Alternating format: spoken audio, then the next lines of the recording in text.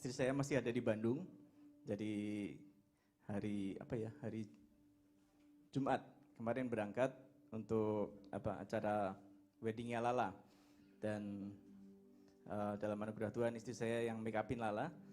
Tadinya saya juga pengen berangkat, cuman kita mikirkan jemaat yang ada di tempat sini. Dan kita sepakat ya salah satu yang berangkat. Karena saya yang nggak bisa make up, jadi saya yang tinggal di sini ya. Tapi semua baik, dan kemarin siapa yang streaming acara pernikahan di Bandung? Ajaib banget, jadi hadirat Tuhan dan juga sebenarnya bukan jadi kayak pernikahan ya, tapi kayak KKR Bahtera. Seperti biasanya. Ya tapi ajaib lah, Tuhan baik. Nanti malam mungkin rombongan baru akan pulang, jadi istri saya, dia, Mesak, sama Sioni yang berangkat. Ya, oke. Jadi selang berapa lama sesudah Pak Daniel pulang ke sorga, kita dengar kabar bahwa banyak jenderal-jenderal Tuhan juga yang dibawa pulang pada saat yang tidak berjauhan. Jadi setelah Pak Daniel berurutan, ada Billy Graham, terus Pak Alex, Abraham dipanggil pulang. Oh sebelumnya Pak Aloy juga, jenderal kita. Pak Alex juga dibawa pulang, terus yang terakhir kita dengar Pak Sugi Setos dibawa pulang Tuhan. Bagi mereka ada satu ayat, berbahagialah mereka yang mati pada saat ini, karena mereka bisa beristirahat dari jerih lelah mereka dan perbuatan mereka mengikuti mereka, menyertai mereka. Tapi kita yang masih ditinggal, kita yang harus masih berjuang sampai Tuhan datang kembali atau kita yang dijemput duluan secara pribadi, itu terserah Tuhan. Tapi yang jelas kita masih ada di dunia ini, kita masih melanjutkan warisan dari bapak-bapak rohani kita, kita masih harus berjuang sampai garis akhir. Amin. Nah, hari ini kita akan belajar sesuatu yang saya sebut stamina rohani. Mungkin proyektornya bisa ditarik mundur sedikit biar agak gede. Kadang yang belakang nggak kelihatan ya tulisannya. Ya nanti kalau pas penari mulai menari lagi bisa dimajukan lagi. Ya, kita akan belajar bersama apa yang namanya stamina rohani. Dan di bawahnya saya tuliskan persiapan untuk putaran terakhir. Kita sudah dengar dari banyak hamba Tuhan, nubuatan hamba Tuhan, kalau kita hidup di hari-hari yang terakhir. Kita adalah generasi yang terakhir dan inilah putaran terakhir. Eng-eng, dan kita ada di dalamnya. Oke, kita langsung aja. Apa yang disebut stamina? Next slide. Stamina menurut Kamus Bahasa Indonesia adalah kekuatan dan energi yang memungkinkan seseorang untuk bertahan dan menyelesaikan sesuatu.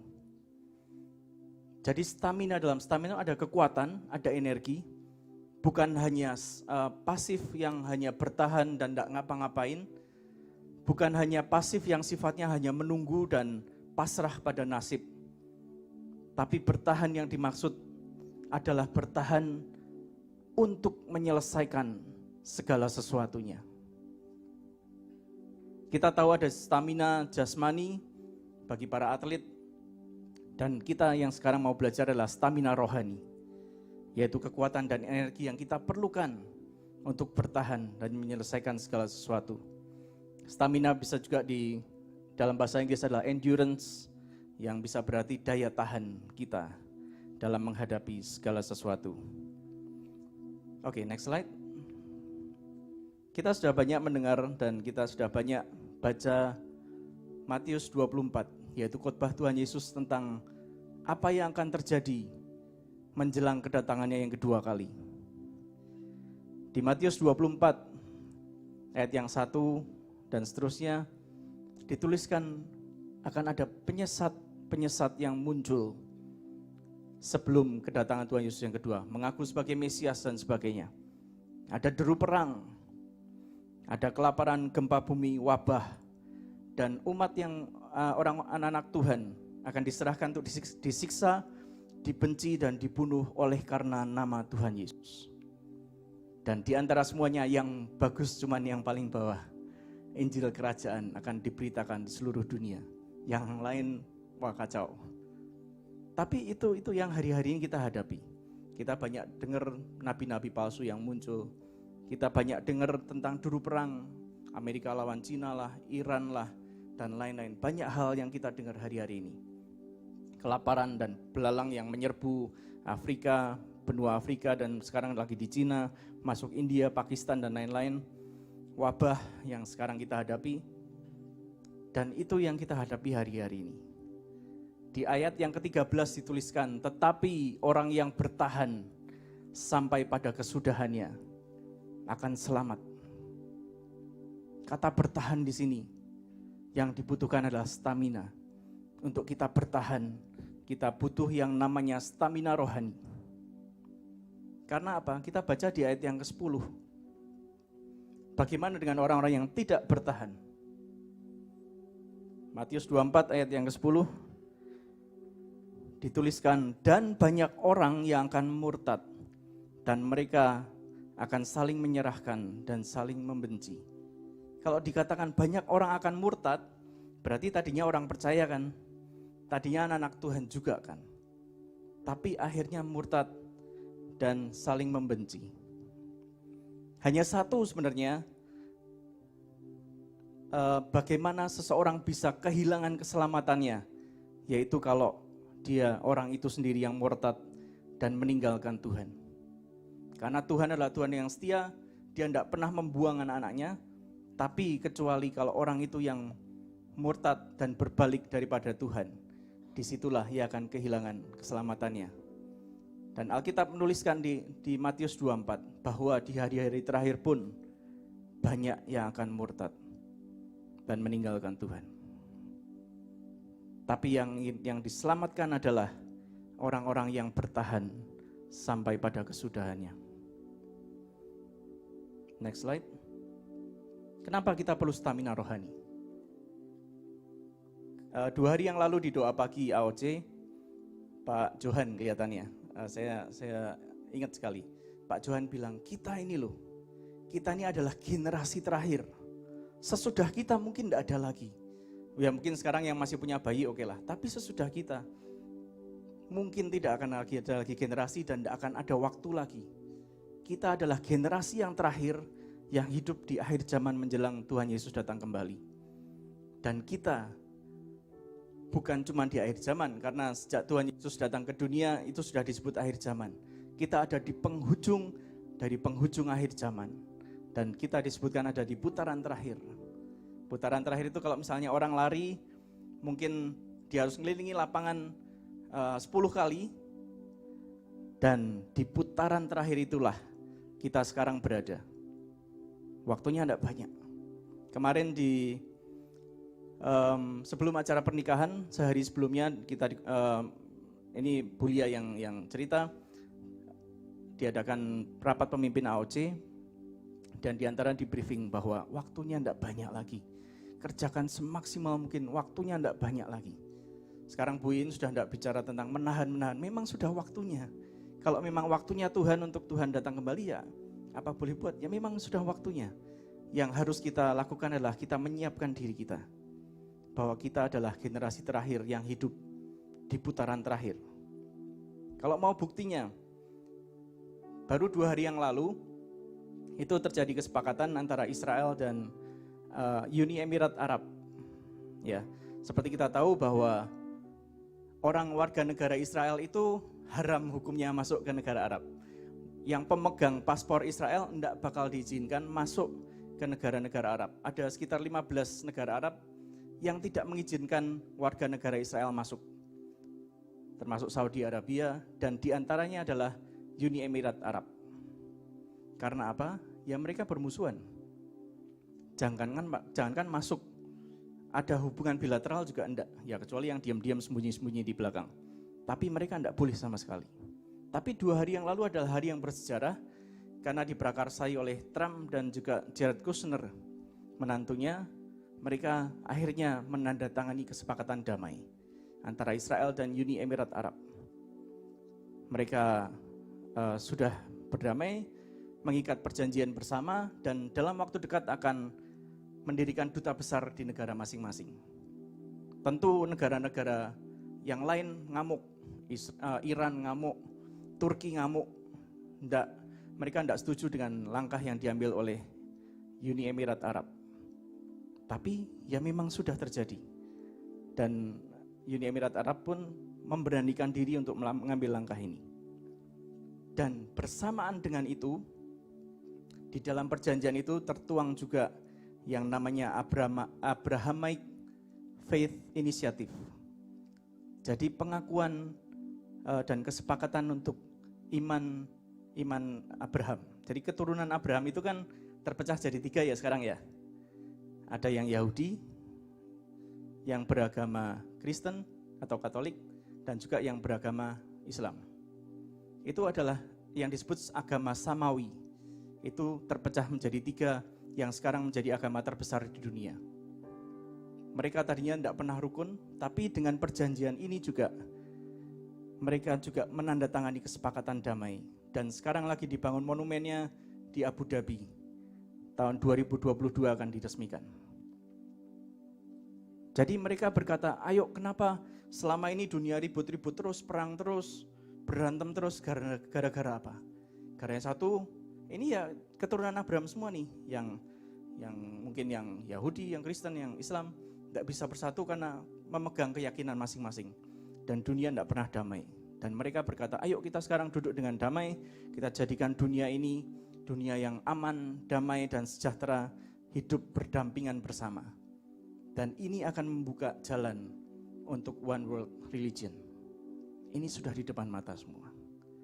Jadi sekarang ini yang saya heran bahwa nubuatan-nubuatan di Alkitab, terutama kitab Wahyu ini digenapi dengan waktu yang cepat banget. Jadi plek di depan tuh cepat banget. Dan percepatannya luar biasa. Bukankah Alkitab juga bilang kalau waktunya tidak dipersingkat, mungkin di antara kita tidak ada yang bisa selamat. Tapi semuanya dipercepat untuk kita juga, agar kita menyelesaikan semuanya dengan cepat. Itu yang akan dihadapi oleh anak-anak Tuhan menjelang kedatangan Tuhan Yesus yang kedua kali. Mau tidak mau, suka tidak suka, kita harus ada di zaman itu dan kita harus menghadapi semuanya. Jadi jangan kita ada di bilangan orang-orang yang murtad meninggalkan Tuhan karena tekanan, karena aniaya, karena kesesakan yang harus kita hadapi. Tapi baiklah kita punya stamina yang kuat untuk kita bertahan sampai akhir dan kita diselamatkan. Oke. Jadi bagaimana tentang stamina rohani yang dimaksud? Kita mau belajar tentang perumpamaan tentang anak dara. 10 anak gadis yang bijaksana. Tapi kita akan baca keseluruhan pasalnya agar kita mengerti dan kita mau belajar sama-sama. Perumpamaan ini ditulis persis di bawah Matius 24. Setelah Matius 24 adalah Matius 25. Dan ini adalah Matius 25 yang juga Tuhan Yesus mengkaitkan ini dengan tanda-tanda kedatangannya. Matius 25 kita akan baca dari ayat 1 sampai 13. Saya akan bacakan. Pada waktu itu, hal kerajaan sorga seumpama 10 gadis yang mengambil pelitanya dan pergi menyongsong mempelai laki-laki. 5 diantaranya bodoh dan 5 bijaksana. Gadis-gadis yang bodoh itu membawa pelitanya tetapi tidak membawa minyak. Sedang gadis-gadis yang bijaksana itu membawa pelitanya dan juga minyak dalam buli-buli mereka. Tetapi karena mempelai itu lama tidak datang-datang juga, mengantuklah mereka semua lalu tertidur. Waktu tengah malam terdengarlah suara orang berseru, "Mempelai datang, songsonglah dia." Gadis-gadis itu pun bangun semuanya, lalu membereskan pelita mereka. Gadis-gadis yang bodoh berkata kepada gadis-gadis yang bijaksana, "Berikanlah kami sedikit daripada minyakmu itu, sebab pelita kami hampir padam." Tetapi jawab gadis-gadis bijaksana itu, "Tidak, nanti tidak cukup untuk kami dan untuk kamu. Lebih baik kamu pergi kepada penjual minyak dan beli dari situ." Akan tetapi waktu mereka sedang pergi untuk membelinya, datanglah mempelai itu dan mereka yang telah siap sedia masuk bersama-sama dengan dia ke ruang perjamuan kawin. Lalu pintu ditutup. Kemudian datang juga gadis-gadis yang lain itu dan berkata, "Tuan, Tuan, bukakanlah kami pintu." Tetapi ia, Tuan itu menjawab, "Aku berkata kepadamu, sesungguhnya aku tidak mengenal kamu. Karena itu berjaga-jagalah, sebab kamu tidak tahu akan hari maupun akan saatnya." Ya, kalau kita baca di perikop ini, kita mau telah satu persatu. Sebenarnya di awal ada kesamaan antara 10 gadis ini. Sebelum dipisahkan 5 yang bijaksana dan 5 yang bodoh, sebenarnya mereka punya kesamaan dasar. Yang pertama, semua adalah anak dara. Anak dara di bahasa Inggrisnya ditulis virgins. Jadi mereka masih perawan yang menyimbolkan kesucian. Jadi mereka sama semua. Jadi semuanya adalah anak dara yang melambangkan kesucian. Kalau ini disebutkan gereja, mereka adalah anak-anak Tuhan yang suci dan yang masih disebutkan anak dara. Terus kesamaan yang kedua, di awal mereka membawa lampu minyak yang sama. Jadi 10-10-nya membawa lampu minyak yang sama, dan di lampu minyak yang mereka bawa itu ada minyaknya semua. Memang tidak ditulis di ayat ini, di perikop ini ya. Tapi kalau diselidiki, ini adalah yang terjadi di kebudayaan pernikahan Yahudi kuno. Yaitu mereka yang mengadakan pesta pernikahan, itu mereka selalu mengadakannya di malam hari. Jadi 10 anak dara ini, waktu mereka datang semua bawa minyak, lampu minyak, dan yang ada minyaknya dan nyala. Dipastikan 10-10-nya itu nyala. Ya, jadi itu persamaan, semua sama. Semua sama, tidak ada yang membedakan. Terus yang keempat, mereka sama-sama menantikan mempelai datang di malam hari. Jadi semua sama. Belum ada pemisahan yang mana bijaksana dan mana yang bodoh. Jadi semua ada kesamaan ini dan semua belum bisa dibedakan. Sangat identik. Nah, yang membedakan apa? Slide berikutnya. Yang membedakan adalah yang 5 yang bijaksana itu membawa apa? Minyak cadangan, betul ya? Mereka membawa minyak cadangan di buli-buli. Jadi yang di luar dari yang pelita yang dibawa, mereka punya buli-buli dan mereka bawa minyak cadangan. Dan yang 5 lainnya disebutkan bodoh karena mereka hanya membawa apa yang ada pada mereka. Ya yang ada di lampu minyak itu, minyaknya yang ada ya sudah itu. Tidak membawa cadangan sama sekali. Nah, saya waktu saya dapat pengertian ini, bukankah beberapa orang dari kita, mungkin gereja Tuhan, anak-anak Tuhan, mereka cukup puas dengan apa yang ada sekarang. Mereka tidak lagi mau mengejar Tuhan, mereka tidak mau belajar lagi tentang firman, tidak mau susah-susah untuk mencari kehendak Tuhan, dan mereka cukup puas dengan yang ada. Ya apa adanya, meskipun ada minyak, tapi apa adanya, dan sudah cukup puas dengan itu. Jangan sampai kita jadi golongan anak dara yang bodoh, karena kita cukup puas dengan apa yang ada pada kita sekarang. Nah terus hal minyak, sebenarnya minyak itu apa toh? Ini banyak banget penafsiran, banyak banget sudut pandang yang diambil oleh hamba-hamba Tuhan yang mengkhotbahkan tentang ini, tentang minyak itu sebenarnya apa. Saya pun juga awalnya masih bingung, minyak itu sebenarnya apa toh? Dan saya doa, saya tanya Tuhan tuh minyak itu apa? Ada yang bilang minyak itu Roh Kudus. Minyak kan lambang Roh Kudus ya. Setiap kali kita diurapi dengan minyak, kita terima Roh Kudus, dan itu diasosiasikan dengan Roh Kudus. Nah, tapi yang aneh adalah di ayat yang ke-10. Kalau minyak itu diartikan sebagai Roh Kudus,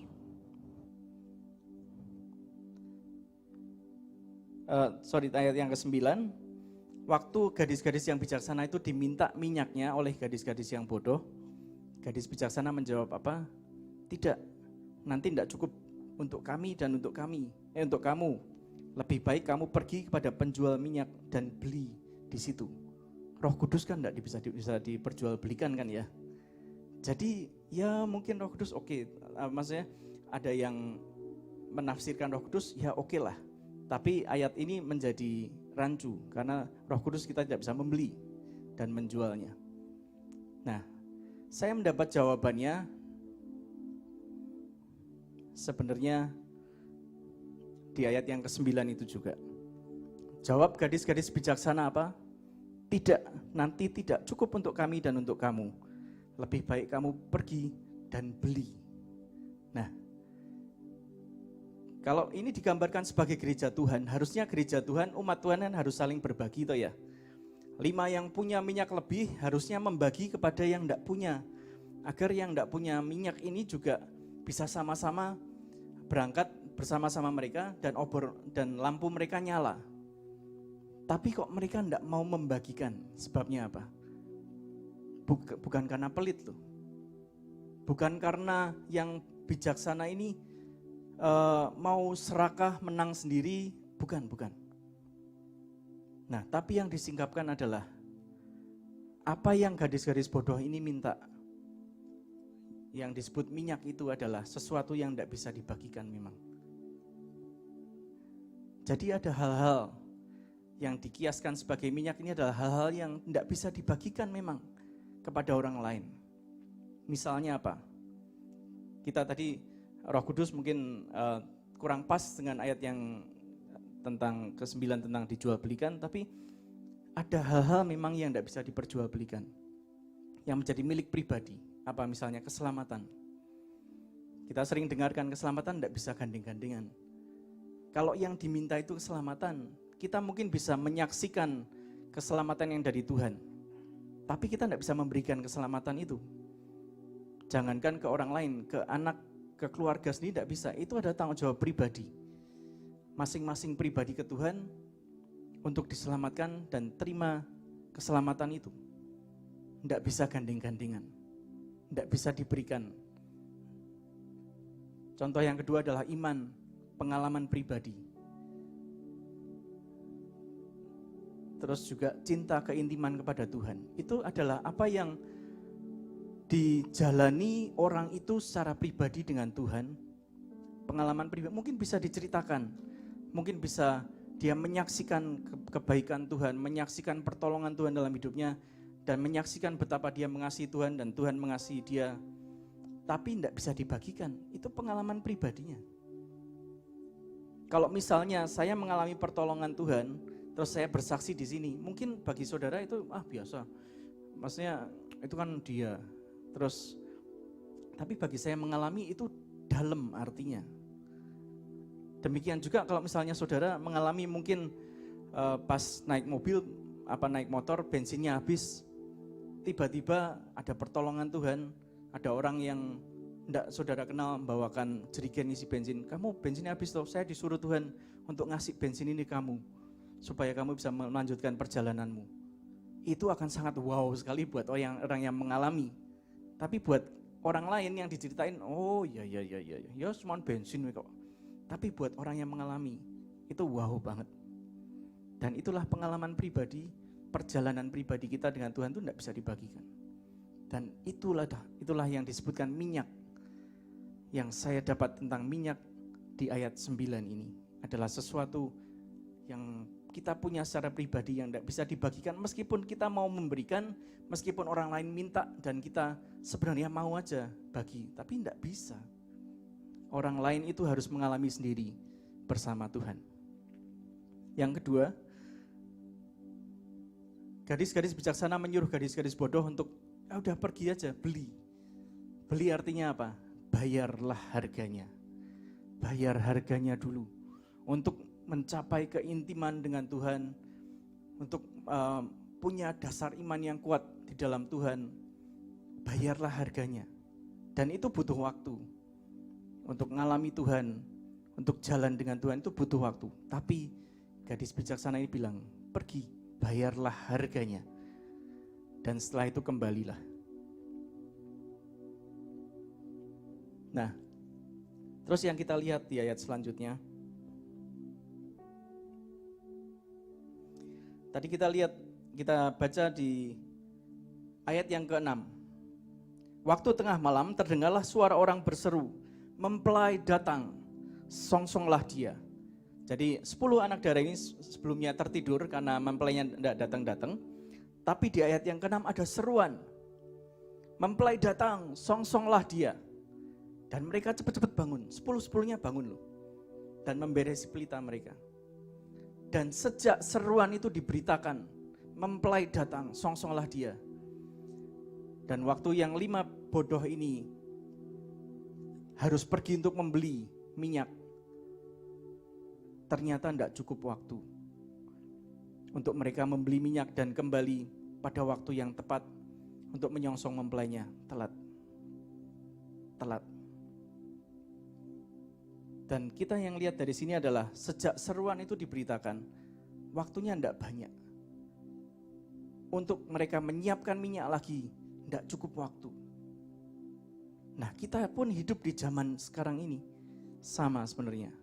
Mungkin beberapa waktu yang lalu gereja tertidur, dan gereja mungkin mereka terpaku dengan program masing-masing, mereka ada kegiatan masing-masing, dan tidak memperhatikan sama sekali kedatangan Tuhan, dan mereka tidak siap untuk itu. Tapi hari-hari ini seruan itu sangat kencang sekali. Tuhan datang, Tuhan segera datang, songsonglah dia. Dan kalau kita baca di perikop ini, waktunya tidak banyak. Selang antara seruan itu diberitakan sampai kedatangannya itu tidak banyak. Untuk masa persiapan itu sangat-sangat singkat. Next slide. Sebenarnya inti dari perumpamaan ini apa? Bahwa kita harus menyiapkan diri sesegera mungkin, secepat mungkin. Adalah lebih baik kalau kita persiapannya jauh-jauh hari sebelumnya. Tapi saat seruan itu datang, Tuhan segera datang, songsonglah dia. Waktunya tidak banyak lagi.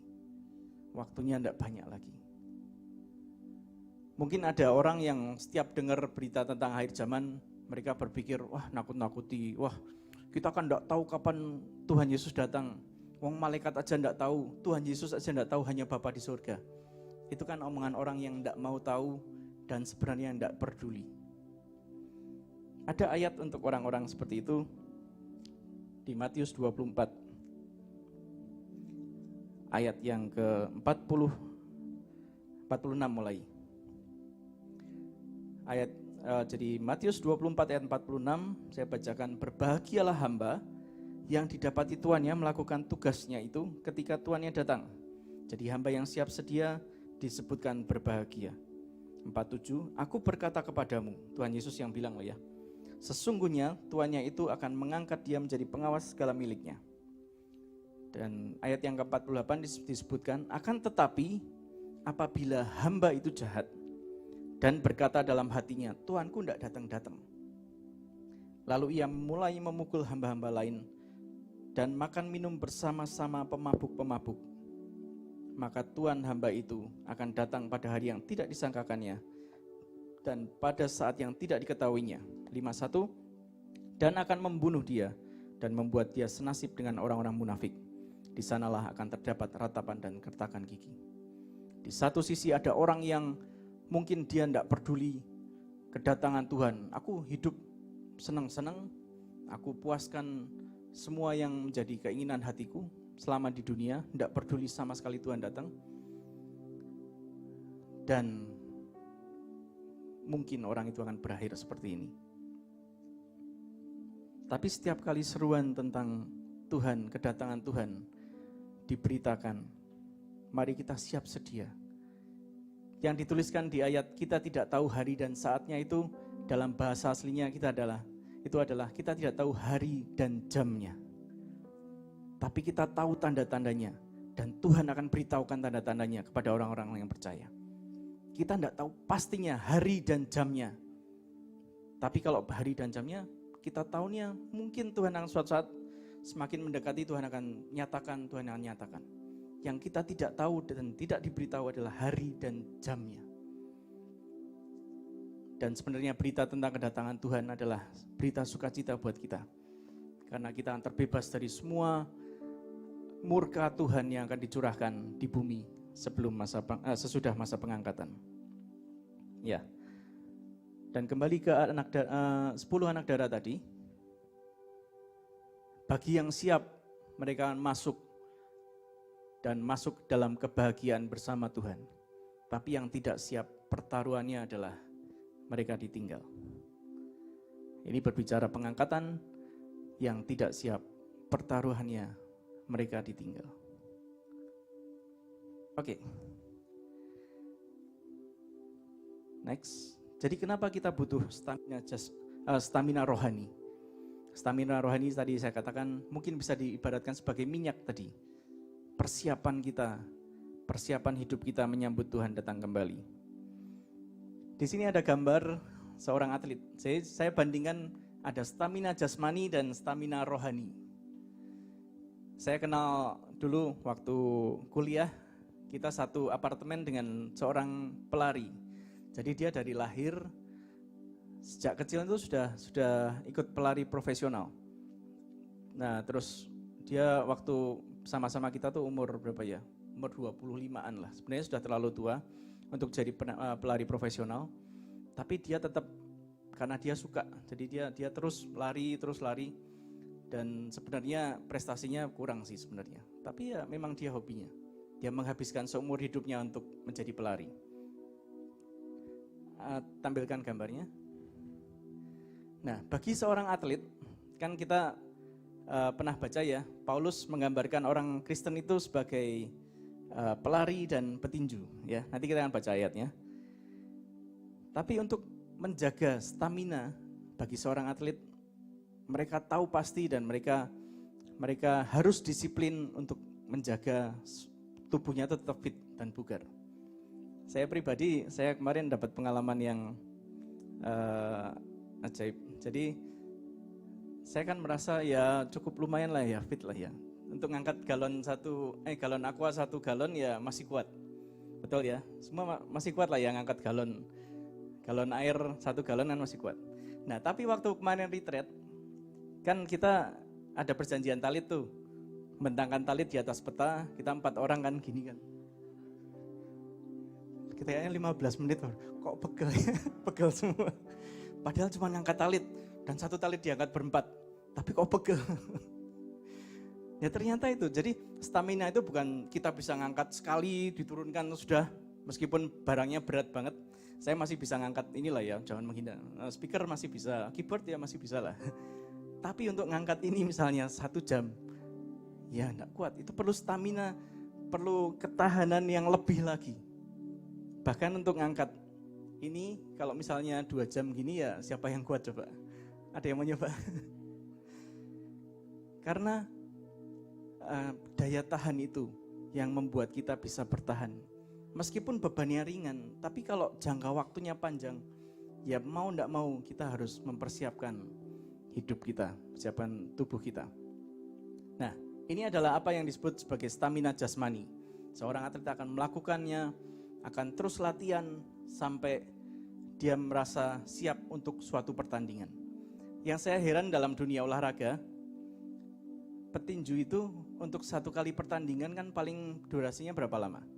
Kalau 1 ronde 3 menit ya? 3 menit? Ya. Kalaupun dia harus bertanding 12 ronde, paling kan 46 menit, betul ya? 46 menit selesai ya? Mau enggak mau selesai. Tapi untuk pertandingan yang hanya 46 menit, dia harus berlatih berapa? Berbulan-bulan lamanya. Dia harus bisa sit up mungkin 1000 kali, push up 1000 kali, lompat tali, terus dia lakukan apapun berbulan-bulan persiapan untuk pertandingan yang hanya kurang dari 1 jam. Sebenarnya yang konyol lagi, perlombaan lari sprint. Dia harus mempersiapkan diri berbulan-bulan, atau seperti teman saya tadi, dia seluruh hidupnya dipakai untuk latihan. Kalau setiap kali pertandingan untuk lari sprint berapa? Mungkin 15 detik, selesai. Tapi dia harus menyiapkan tubuhnya untuk perlombaan itu yang mungkin hanya singkat, tapi persiapannya jauh lebih lama. Next. Di dalam stamina rohani, kalau tadi jasmani sekarang stamina rohani. 1 Timotius 4 ayat 7-8 berkata, latihlah dirimu beribadah. Latihan badani terbatas gunanya, tetapi ibadah itu berguna dalam segala hal karena mengandung janji, baik untuk hidup ini maupun hidup yang akan datang. Latihlah dirimu beribadah. Nah, apa yang dimaksud dengan beribadah di sini? Next slide. Oh, ini ada gambarnya perbandingan. Saya mungkin lebih cocok yang kiri ya, sebelah kiri ya. Kalau yang bilang sebelah kanan, jangan menjamah orang ini, diurapi Tuhan. Ibadah yang dimaksud di dalam bahasa Inggris disebutkan godliness. Godliness itu berkata apa? Godliness artinya yang pertama adalah kesalehan. Kita harus melatih hidup kita dalam kesalehan terhadap orang lain. Menjaga hidup kudus, menjaga hidup seturut firman Tuhan. Itu adalah ibadah atau godliness yang pertama. Adalah artinya kesalehan. Yang kedua adalah keilahian. Keilahian itu artinya apa? Kalau saya gambarkan begini, kita akan jadi seperti apa yang kita sembah. Kita akan jadi seperti apa pribadi yang kita dekat dengannya. Kalau kita mau jadi ada mewarisi unsur keilahian, ya kita dekat dengan yang ilahi, dekat dengan hadirat Tuhan. Saya Jumat kemarin saya share ke tim praise worship. Ini adalah satu hal yang dibukakan lagi, yang saya sendiri juga amazed.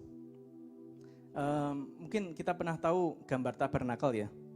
Tabernakel Musa semua tahu ya. Ada 3 bagian. Yang pertama adalah pelataran, betul. Yang kedua adalah bagian kedua ruang kudus. Bagian ketiga adalah ruang maha kudus. Di pelataran ada apa? Korban, jadi untuk korban dan juga untuk pentahiran, pembasuhan, betul ya? Terus masuk ke ruang kudus, ada 3 elemen di dalamnya.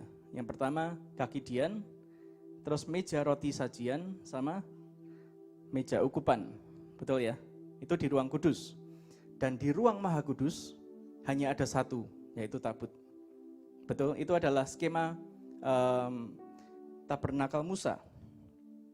Nah, tapi dalam Ibrani 9, kita akan baca bersama dan ini membukakan sangat-sangat banyak. Ibrani 9 dituliskan oleh Paulus. Saya akan bacakan ayat 1, kita sama-sama baca ya. Ada perubahan ternyata dari apa yang disebutkan di tabernakel Musa di perjanjian lama dan apa yang di perjanjian baru, ternyata ada yang berubah di situ. Saya bacakan Ibrani 9 ayat 1. Memang perjanjian yang pertama dari perjanjian Tuhan kepada Musa juga mempunyai peraturan-peraturan untuk ibadah dan untuk tempat kudus buatan tangan manusia. Ayat 2, sebab ada dipersiapkan suatu kemah. Nah, ini berubah, yaitu bagian yang paling depan, di situ terdapat kaki dian dan meja dengan roti sajian. Bagian ini disebut tempat yang kudus. Ada yang hilang di situ? Terus yang kedua, ayat yang ketiga, di belakang tirai yang kedua terdapat suatu kemah lagi yang disebut tempat yang maha kudus. Di situ terdapat mezbah pembakaran ukupan dari emas dan tabut perjanjian yang seluruhnya disalut dengan emas. Ya, sampai situ aja. Apa yang berubah? Meja pembakaran ukupan tiba-tiba ada di ruang maha kudus. Dan apa yang hilang di situ? Pelataran. Pelataran tidak disebutkan lagi di dalam perjanjian baru. Mungkin sebabnya adalah pertama, kalau tabernakel itu menggambarkan juga iman Kristen kita. Bukankah kita sudah ditebus oleh darah Tuhan Yesus dan kita dilayakkan masuk ke ruang kudus?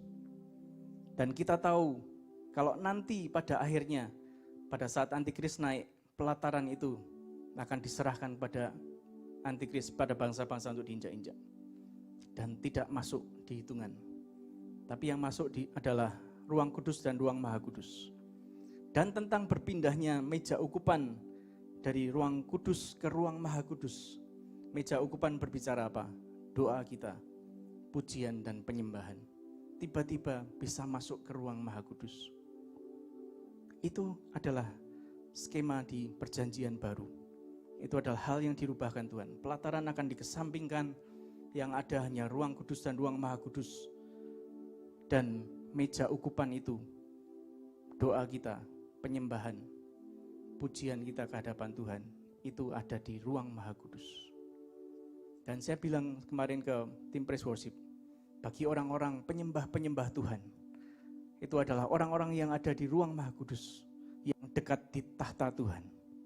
Dan kalau mereka dekat di tahta Tuhan, otomatis mereka juga akan mendapatkan transfer yang ilahi yang dari Tuhan, karena mereka yang paling dekat di ruang tahta Tuhan. Ya, ini saya juga reflection, wow banget, loh kok ternyata berubah. Dan itu adalah privilege buat kita yang disebutkan sebagai penyembah-penyembah Tuhan.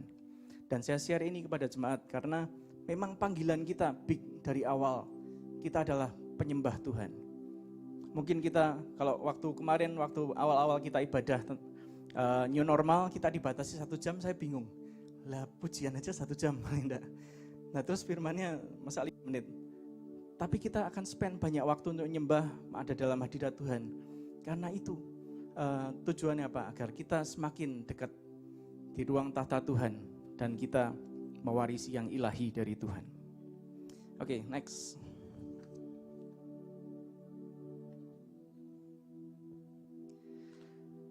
Yang sebelah kiri kembali adalah stamina jasmani, pola hidup. Jadi seorang atlet akan memperhatikan, jadi begitu dia tahu mungkin 3 bulan lagi dia akan pertandingan, pertama dia akan berlatih dengan keras, kedua dia akan menjaga pola hidupnya. Termasuk makannya dijaga, goreng-gorengan enggak boleh. Enggak boleh yang lemak-lemak, jaga kadar kolesterol.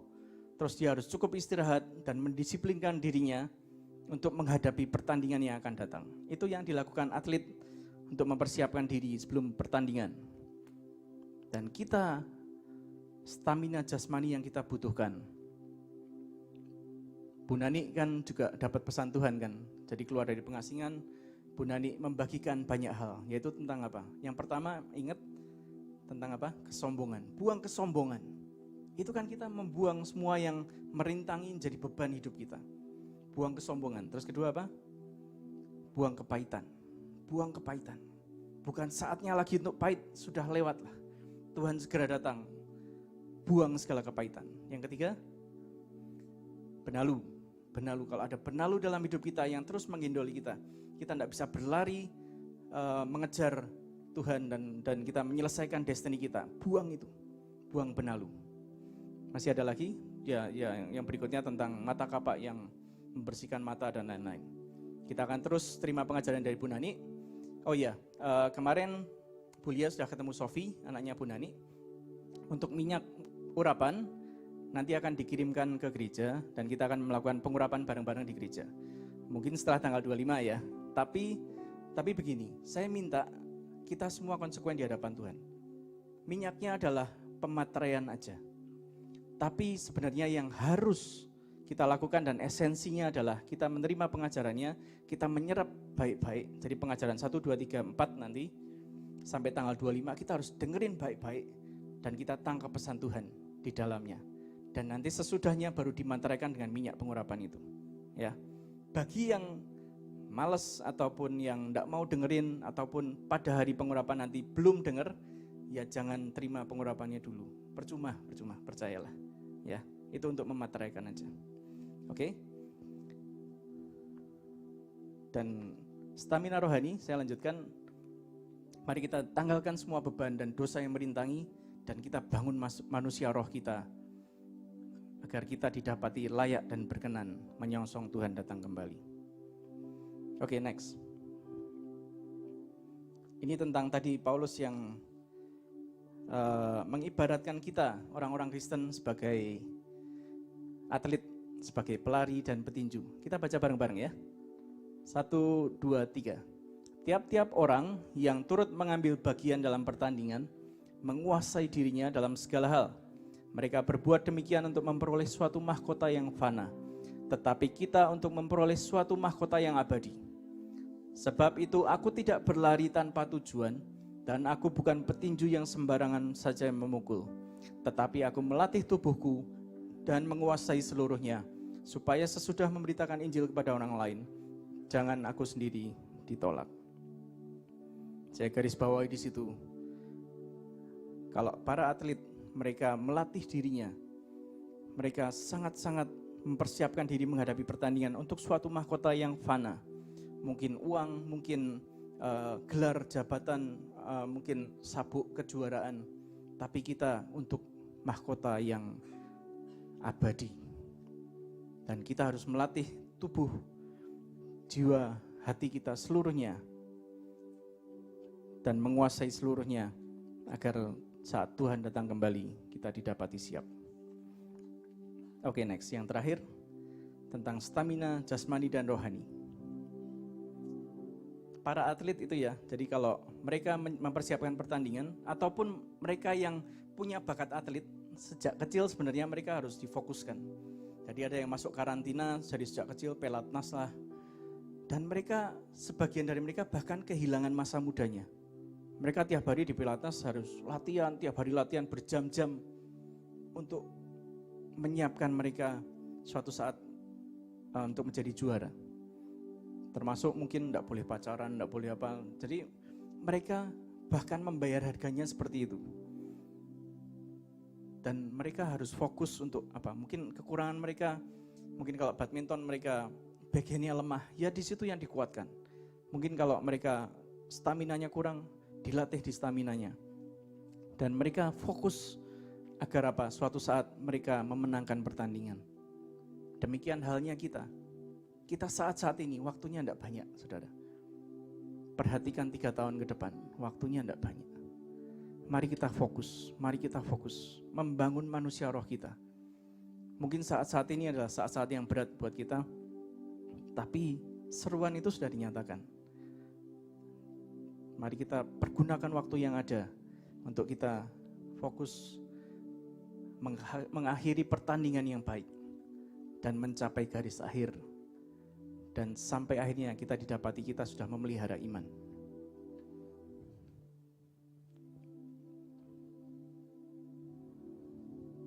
Jadi tadi tentang stamina jasmani dan rohani. Pertama, latih dirimu untuk beribadah dalam kesalehan, dalam keilahian. Kedua, jaga pola hidup, tanggalkan semua dosa yang merintangi. Dan yang ketiga, kita fokus untuk tujuan akhir, sampai garis akhir. Oke, saya akan simpulkan dengan cepat. Pertama, kita adalah generasi terakhir. Percayalah, kita ada di penghujung akhir zaman. Kita ada generasi terakhir, dan kita harus mempersiapkan hidup kita sebaik mungkin.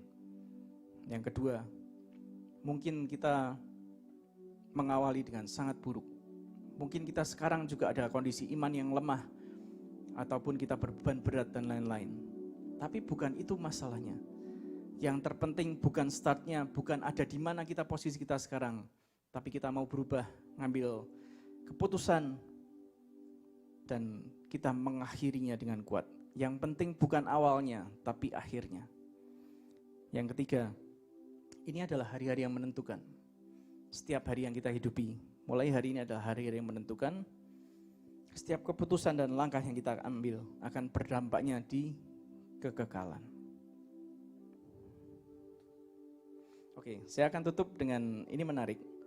Ini ada, saya kemarin baca tentang efek psikologi dari seorang pelari maraton. Yang tadi Paulus maksudkan kita adalah seorang pelari, itu bukanlah pelari sprint ya, tapi pelari maraton. Karena apa? Saat kita terima Tuhan Yesus, kita akan terus hidup dalam iman, jalan dari hari ke hari, bulan ke bulan, tahun ke tahun, sampai akhirnya kita menyelesaikan. Dan itu perjalanan yang panjang. Kita diibaratkan adalah pelari maraton sebenarnya. Ya. Nah, ini adalah efek psikologis dari seorang pelari maraton yang mungkin kita pun juga mengalami. Saya akan cerita. Tadi ditayangkan aja, tetap enggak apa-apa. Saya akan bacakan aja. Jadi kita tahu lomba lari maraton itu Berapa kilometer? 42 ya. 42 kilometer. Dan sampai sekarang rekor yang paling cepat itu sekitar 2 jam lah. Kitaran 2 jam itu seseorang atlet yang memegang rekor itu bisa menyelesaikannya. Nah, 42 kilometer perlombaan lari maraton itu kalau dipilah-pilah dan dibagi-bagi, itu akan seperti ini. Kilometer 0 sampai 5. Jadi kan semua berdiri di garis start kan, sekali lomba maraton mungkin ratusan orang. Mungkin ya banyak orang lah, berdiri bersamaan di garis start. Dan saat tanda mulai itu dibunyikan, biasa pistol diletuskan, kilometer 0 itu orang akan berlari secepat mungkin, betul? Masih seger kan ya? Baru mulai mengawali kan, ayo lari, adrenalinnya terpacu. Dan lari secepat mungkin. Tapi di situ sebenarnya di kilometer 0 sampai 5 harusnya atur langkah, atur nafas, jangan dihabiskan di situ. Karena perjalanan masih panjang. Kita pun begitu, kita lahir baru, kita menggebu-gebu dengan Tuhan, kita berapi-api. Itu cinta mula-mula kita ke Tuhan. Ya bagus sih, tapi perjalanan masih panjang. Yang kedua, kilometer 5 sampai 15.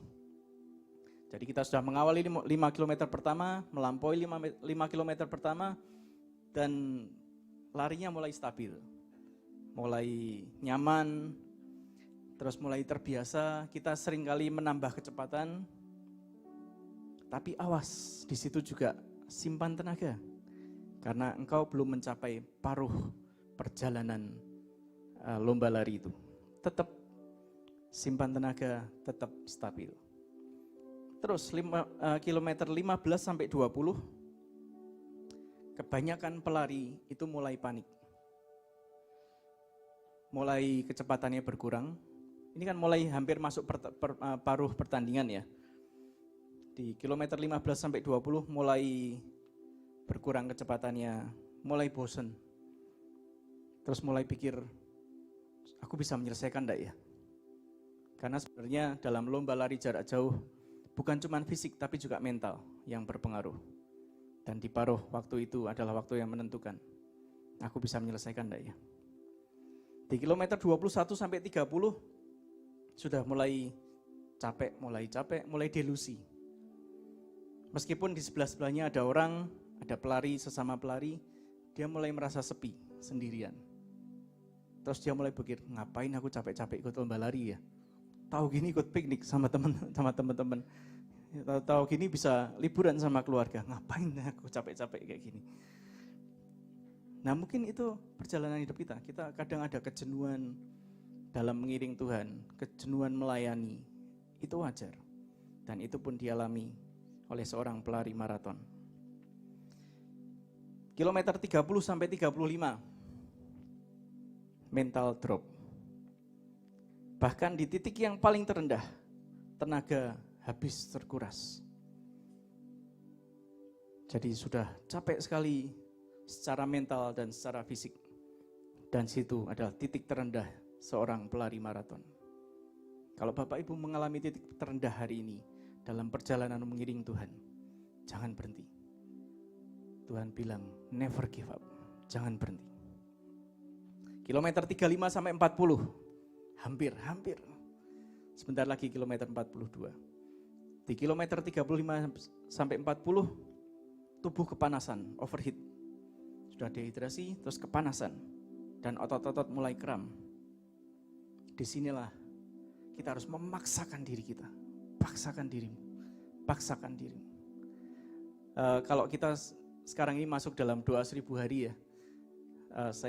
Kita kan semua sama-sama doakan ya.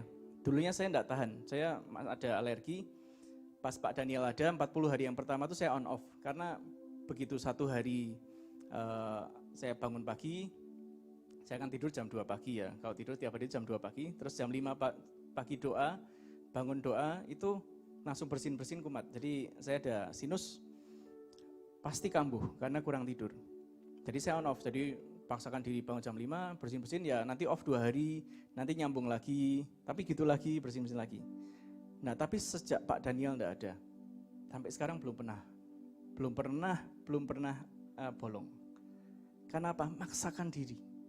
Ya bersin-bersin ya ditahan, dinikmati.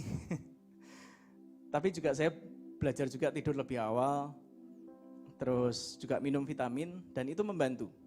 Tapi saya tahu kalau saya berhenti 1 hari aja, pasti ke depan akan banyak bolong. Saya tahu itu. Dan yang harus saya lakukan apa? Paksakan diri. Tiap hari. Dan itu suatu saat akan jadi kebiasaan. Nah, setelah melewati kilometer yang ke-40, dan dia seorang pelari ini berhasil memaksakan dirinya. Di kilometer 40 sampai 42 garis akhir. Seorang pelari tiba-tiba adrenalinnya naik lagi. Tiba-tiba kelelahannya hilang. Karena apa? Dia melihat garis finish. Dan disitulah dia akan lari sprint secepat-cepatnya. Karena apa? Dia melihat garis finish di ujung sana. Jadi campuran antara kelelahan, excited, rasa senang, memaksakan diri, dan motivasi yang muncul. Itu bercampur aduk. Karena apa? Di depan sana garis finish sudah menanti.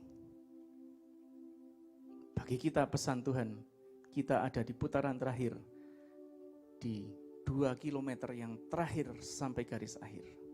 Mari kita lari secepat mungkin, kita selesaikan dengan kuat. Apa yang selama ini kita mungkin doa 1 jam, tingkatkan lagi. Mungkin kita baca firman 5 pasal, tingkatkan lagi. Apapun tingkatkan, karena apa? Di depan sana menanti garis finish. Oke, amin buat firman Tuhan. Mari kita berdoa. Tuhan, kami mengucap syukur Tuhan, pagi hari ini Tuhan ingatkan kami kembali Tuhan, bahwa kedatangan-Mu tidak lama lagi. Itu adalah pengharapan terbesar bagi kami, bagi anak-anak-Mu dan orang-orang yang mengasihi Tuhan, bahwa sebentar lagi kami akan bertemu dengan Tuhan kami. Bahwa sebentar lagi Tuhan, kami akan meninggalkan dunia yang fana ini dan bersatu dalam kebahagiaan bersama Tuhan kami, di dalam kekekalan, di dalam kerajaan surga. Tuhan, mari Tuhan, saat ini Tuhan menilik hati setiap kami. Ada yang sudah siap, ada yang belum siap. Mari Tuhan bangkitkan pada setiap kami, bahwa kami harus menyiapkan diri kami sebaik mungkin, semaksimal mungkin, agar saat Tuhan datang kembali kami didapati layak dan berkenan untuk menyongsong Tuhan. Biarlah kami menjadi gadis-gadis yang bijaksana, yang menyimpan minyak cadangan, minyak ekstra kami. Mungkin perjalanan hidup kami bersama Tuhan, perjalanan iman kami, jaminan keselamatan yang kami miliki, dan juga semua perjanjian yang kami punya di dalam Tuhan. Dan kami pegang itu, kami simpan dalam buli-buli kami. Untuk kami Tuhan, saat Engkau datang kembali, kami didapati punya minyak cadangan itu. Dan kami tidak kehabisan nafas di tengah-tengah. Dan jangan ada satupun di antara kami yang meninggalkan Tuhan dan berbalik. Kami berdoa Tuhan, mari jamin setiap kami. Kami tahu Tuhan, tidak ada kami yang mampu, tidak ada kami yang kuat. Tapi Tuhan, bukankah kami punya Roh-Mu di dalam kami? Saat kami mungkin tidak siap, saat kami ada dalam titik terendah dalam hidup kami, mari Tuhan Roh Kudus yang menghiburkan kami, menguatkan kami. Dan Tuhan Roh Kudus yang kembali berurusan dengan kami. Untuk setiap sisi hidup kami yang perlu Tuhan, untuk Tuhan potong, untuk Tuhan kikis, Tuhan biarlah Tuhan kami menyediakan hidup kami. Kami memberikan hidup kami Tuhan, untuk Tuhan bentuk dan Tuhan siapkan agar kami Tuhan sungguh-sungguh siap dan kami dilayakkan Tuhan. Mari Tuhan tolong kami, mari Tuhan tolong kami. Dan biarlah Tuhan ada stamina rohani yang kuat di dalam kami. Kami dimampukan, kami sanggup untuk menghadapi apapun yang ada di depan kami. Baik itu aniaya, tekanan, baik masalah ekonomi, apapun Tuhan. Biar kami dimampukan dan kami Tuhan, sungguh-sungguh kami bisa bertahan sampai pada kesudahannya. Dalam anugerah Tuhan, keberkenan Tuhan ada atas setiap kami hari ini. Terima kasih Bapa di surga.